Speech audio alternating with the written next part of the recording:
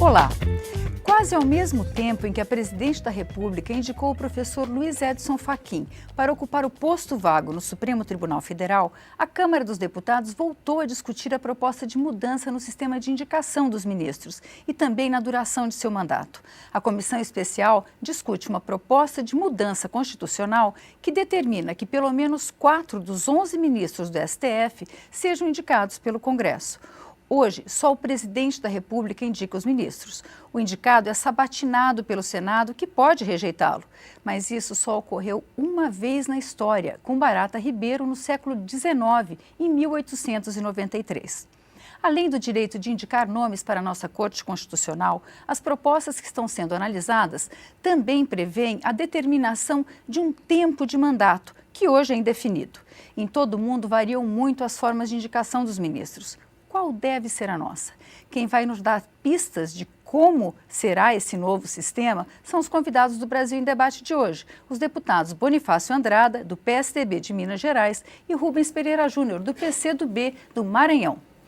Deputado Bonifácio Andrada, um órgão constitucional, como é o caso do STF, tem uma função um pouco contramajoritária de criar um equilíbrio entre as forças que governam o país. O senhor acha que o Congresso, tendo o poder de determinar os ministros, não vai mudar um pouco esse perfil? Não pode abalar nós isso? Temos que pegar a coisa de um modo geral, uma questão sobre o aspecto geral.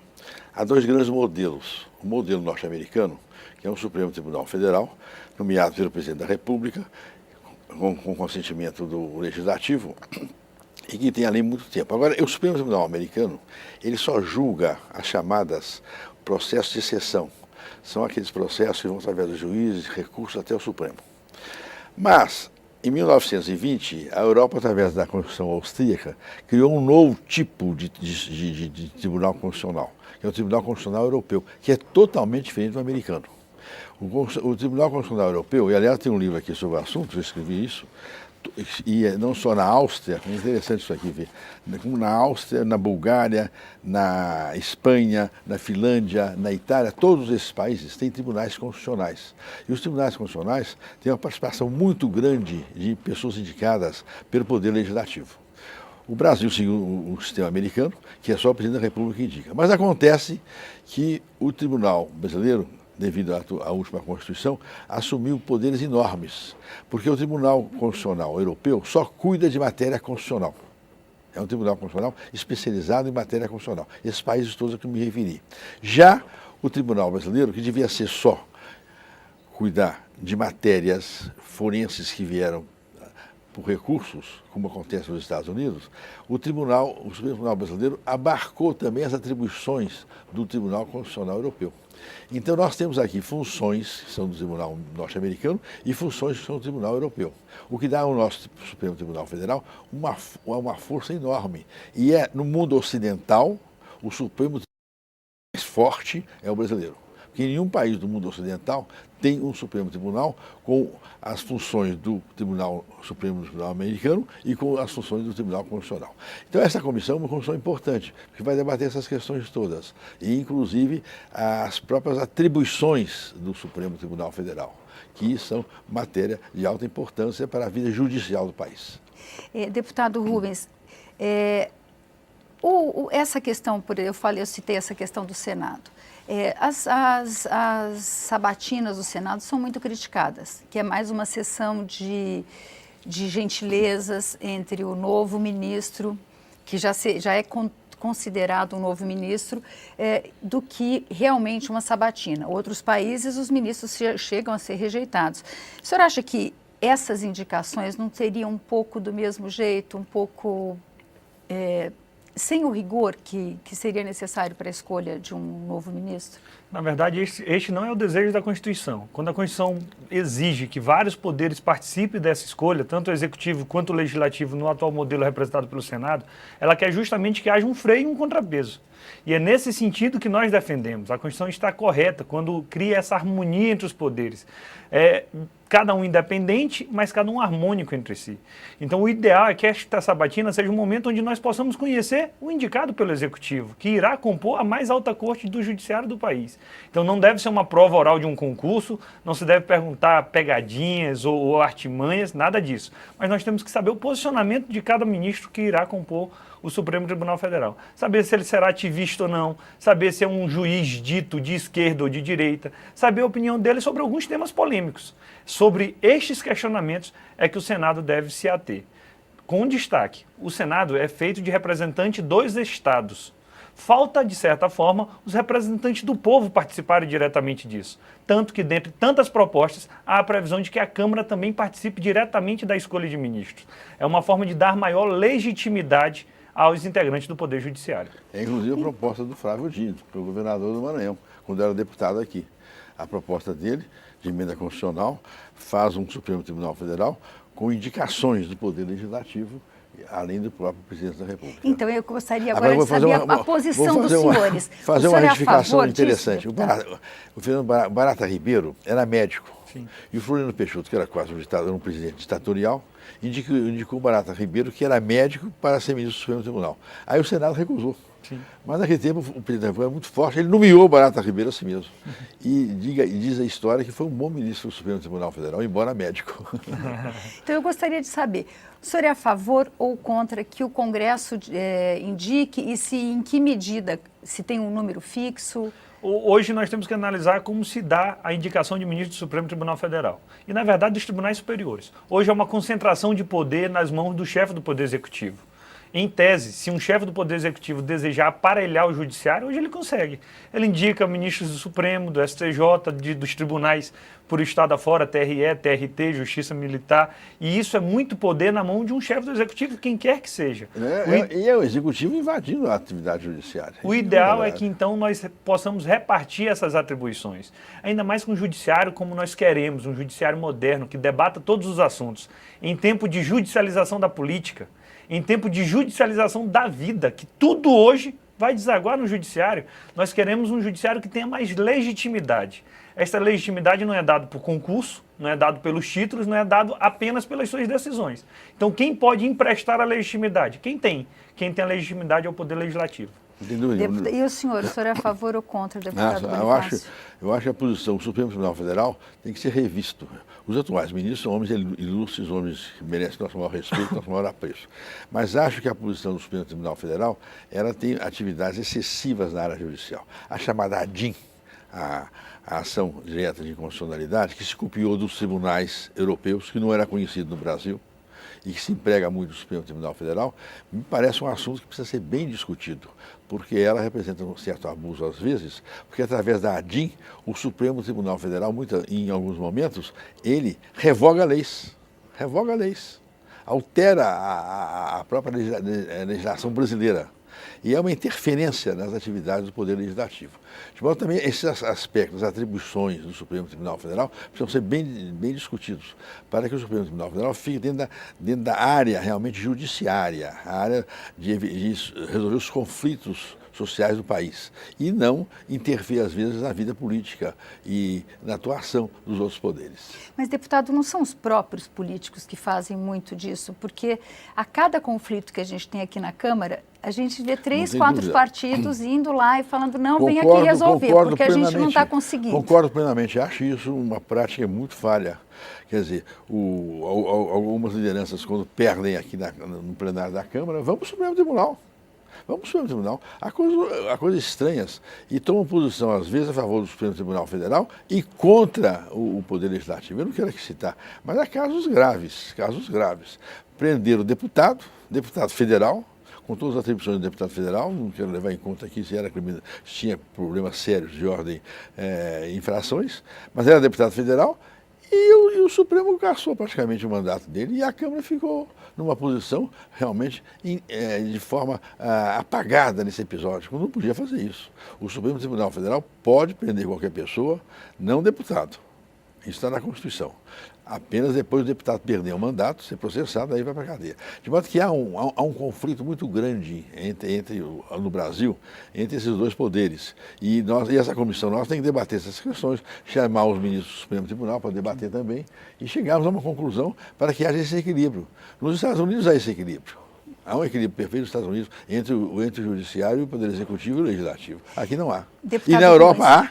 Por quê? Porque a lei prevê as possibilidades de superar os conflitos. E nós não temos esses dispositivos. Deputado Rubens, o senhor citou, por exemplo, aqui na sabatina se deveria saber se o candidato a ministro tem essa ou aquela posição, se é de direita ou se é de esquerda, mas se diz uma coisa que e se disse muito durante o julgamento do mensalão, o peso da toga se faz presente. Quer dizer, o ministro pode ter sido indicado por uma pessoa, mas a hora que ele sente a responsabilidade que pesa sobre os ombros de um ministro do Supremo, ele esquece, ele não tem favores a pagar a ninguém. Como é que o senhor vê essa? Mas é isso que nós queremos. Após a nomeação, após a efetivação no cargo, ele é ministro do Supremo Tribunal Federal. Ele não defenderá bandeiras de A ou de B. Mas nós temos que saber o perfil deste ministro. Exatamente.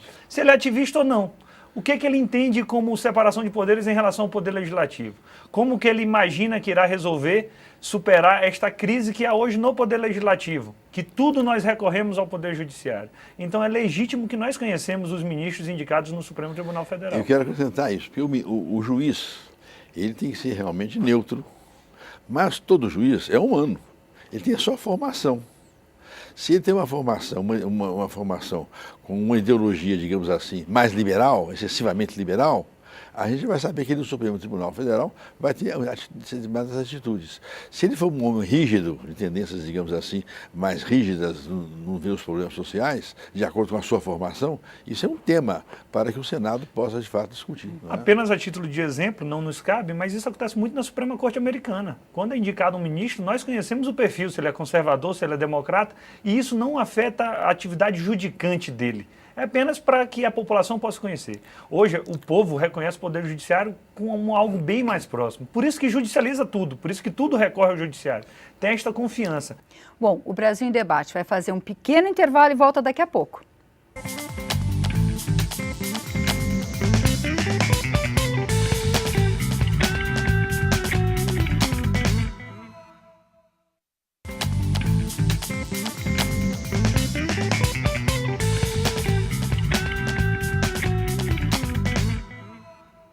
O Brasil em Debate está de volta, hoje discutindo a indicação e o mandato dos ministros do Supremo Tribunal Federal com os deputados Rubens Pereira Júnior, do PCdoB do Maranhão, e Bonifácio Andrada, do PSDB de Minas Gerais. Deputado Rubens, a gente até agora só falou do processo de indicação, mas a comissão também vai discutir a provável fixação de um mandato para os ministros. Eu gostaria de saber como é que está essa questão. Em alguns países, como nos Estados Unidos, o mandato segue com a vida da pessoa, só termina quando o ministro morrer. Qual a ideia para o Brasil? Não é razoável no nosso sistema republicano, no nosso sistema democrático, que alguém fique tanto tempo em um cargo com tanto poder.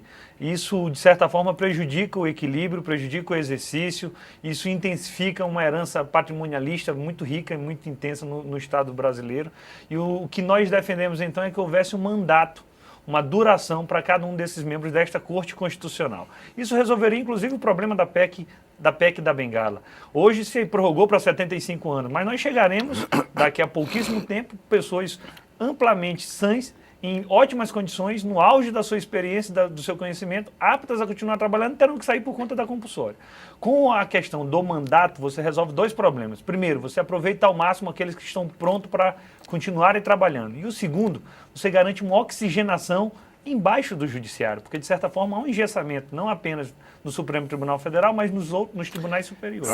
A tese então seria aprovar um mandato. A proposta que tem mais simpatia hoje na Câmara é uma proposta de iniciativa do então deputado Flávio Dino, que fixava em 11 anos a duração do mandato. Isso é vontade política, pode ser 11, pode ser 7, pode ser 8. Agora é interessante, eu estou falando, são duas tendências.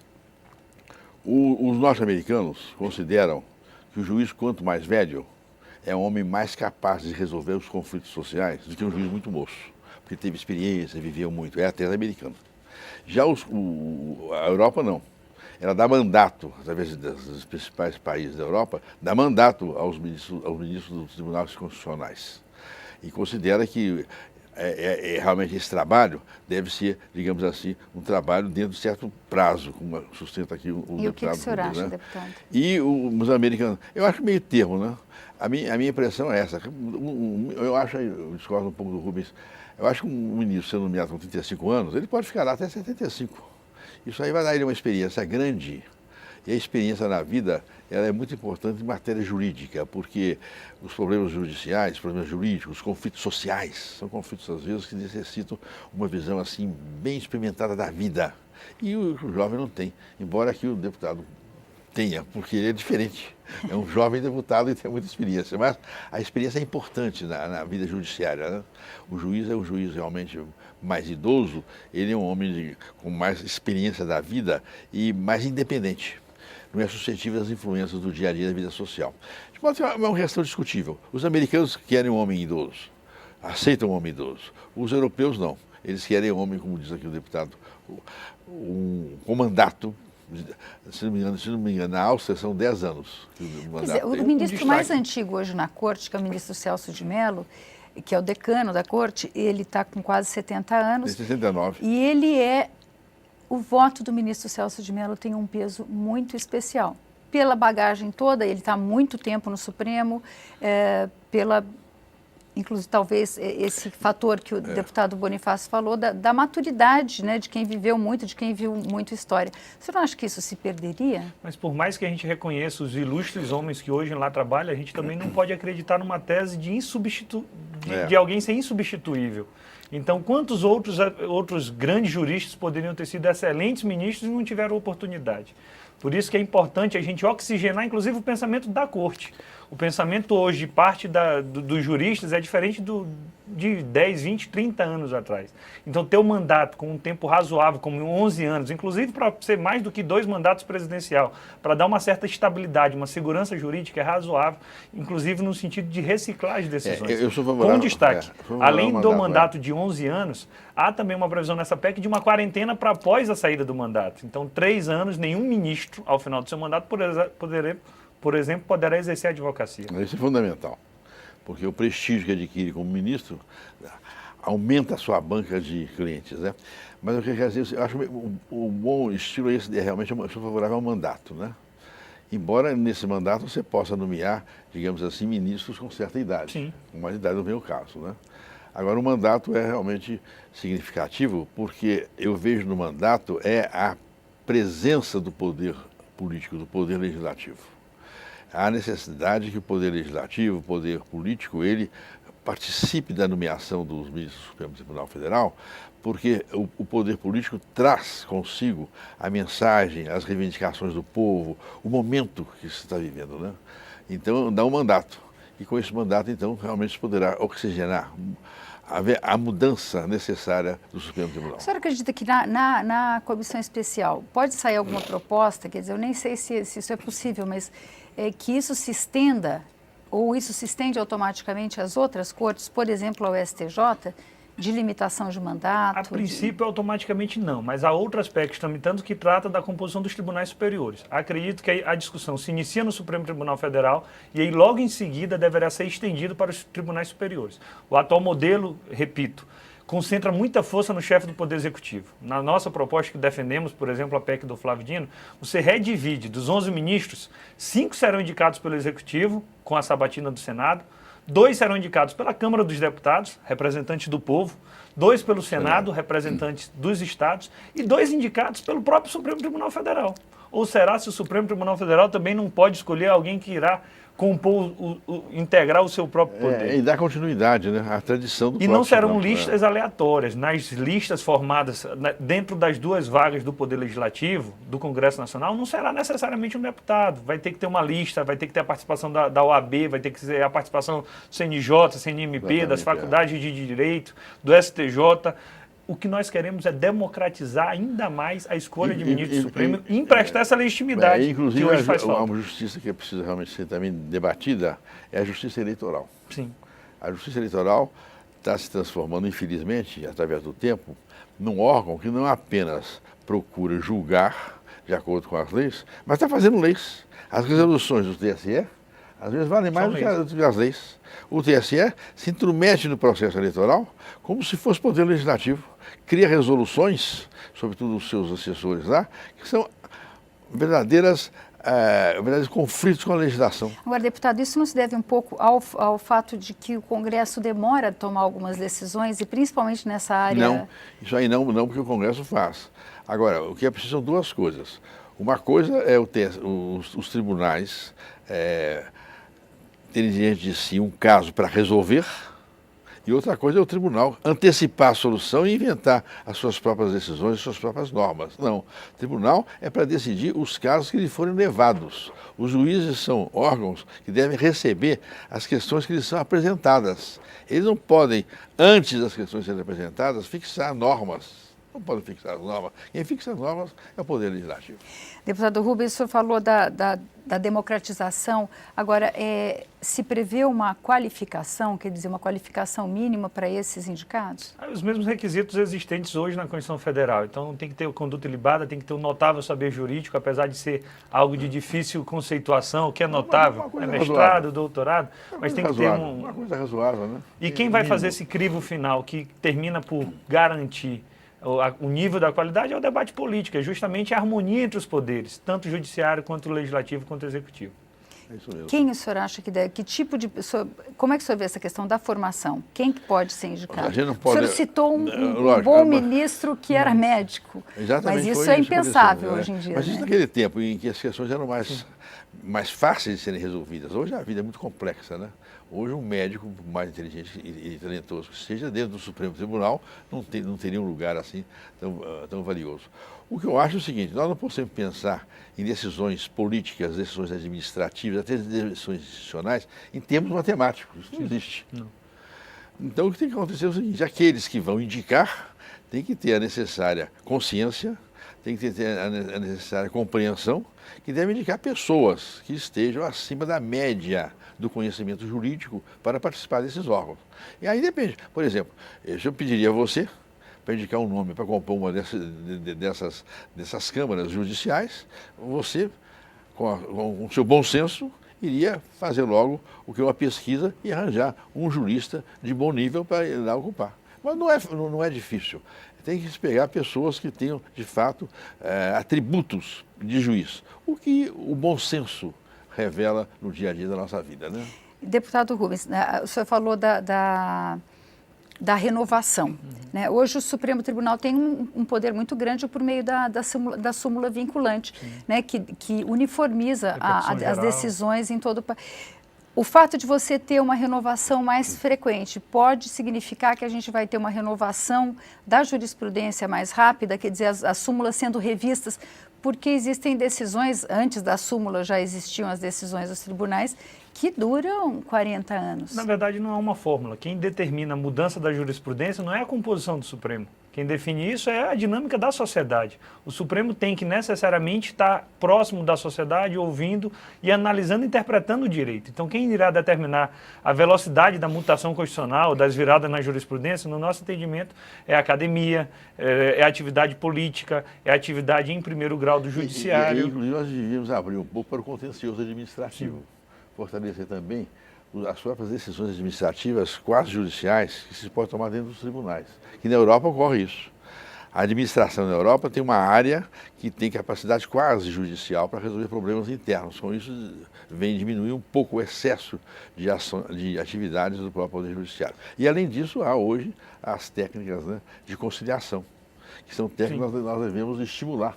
Porque hoje o Judiciário, justamente, o Judiciário hoje está no Brasil carregado de ações que demoram muito a ser resolvidas, o povo reclama, é um dos problemas maiores é esse. Então, nós temos também, levando em conta o problema judiciário, de modo geral, criar outras modalidades de solução dos problemas e dos conflitos do dia a dia. Bom, muito obrigada, deputado Rubens. Muito obrigada, deputado Bonifácio Andrada. O Brasil em Debate termina aqui. E se você quiser rever ou compartilhar este ou outros programas, vá à nossa página, câmara.leg.br/Brasil em Debate. Eu agradeço a sua audiência e te convido a estar conosco em nossas próximas edições. Até mais.